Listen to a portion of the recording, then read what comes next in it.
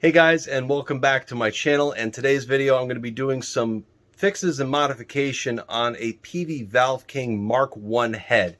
And this amplifier is really in mint condition, and I don't know why so many people hate on this amplifier so much. I'm not a guitar player, first of all. I'm a bass player.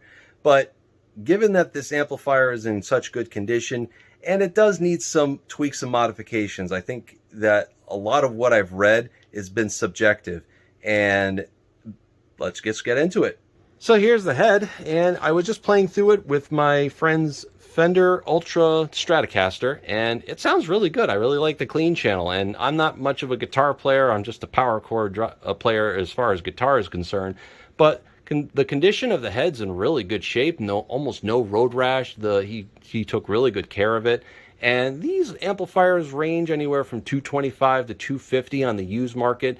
This one, actually, the only modification that the guy said he had done was he added some Svetlana 606GC power tubes in the back there. I don't know what this originally came with, but hey, it sounds really good. There's no background buzzing or anything like that other than from the guitar.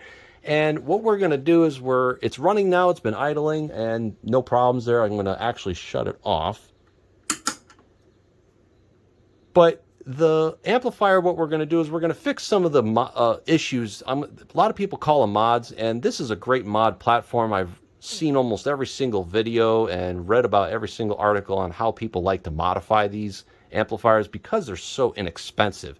But one of the major issues with the Mark 1 specifically is that I have to do this in order to basically get more tone out of it. It sounds like there's a blanket over it if you're not jumping the effects loop.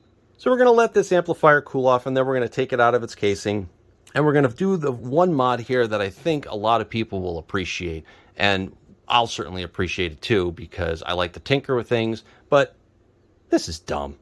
Why do you have to go and put a patch cable through the effects loop? That's just to make it sound better. I mean, come on.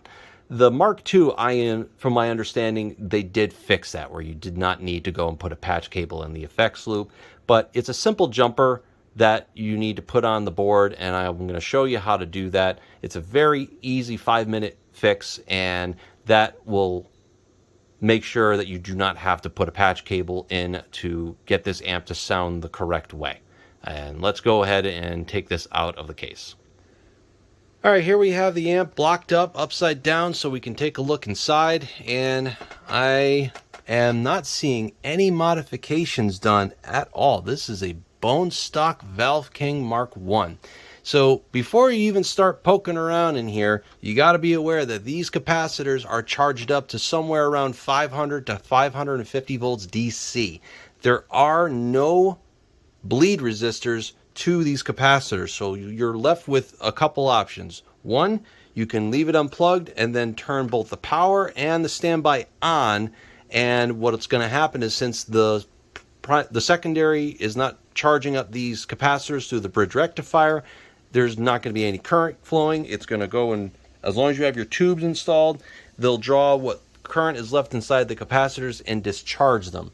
The way you can tell that these are discharged is over here where 0.202 is located. One side of your multimeter goes to ground, which is over here.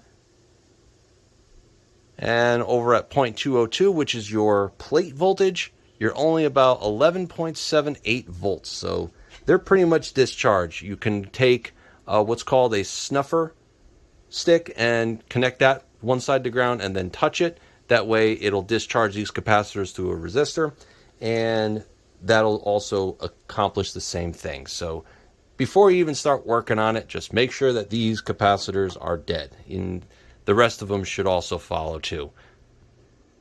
So to make this modification for the effects loop so you don't have to put a patch cable through, we have to place a jumper between the two resistors that are feeding these input and output jacks.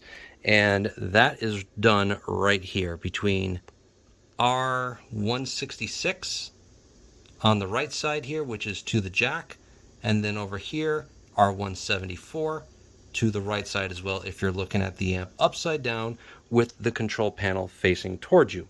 What that will do is that it will short these two jacks together as if there were a patch cable in there when there is nothing plugged in. However, when you plug something in, like a time-based effect or anything like that, the contacts will lift up and will allow the resistors and that effects loop circuit to work as it should. Alright guys, well that's all there is to it for that particular fix. Now you no longer have to put a patch cable for that effects loop. Very simple mod. Basic soldering skills are necessary to just put that one little jumper in there. I use very thin wire and it's short, so it's not going to cause any problems. And we're going to put this back together for now, and I will be doing other mods most likely in subsequent videos, but for right now, I'm going to put this as a stopping point. If there's any questions, please let me know. Thank you so very much for supporting my channel as always, and we will see you on the next video.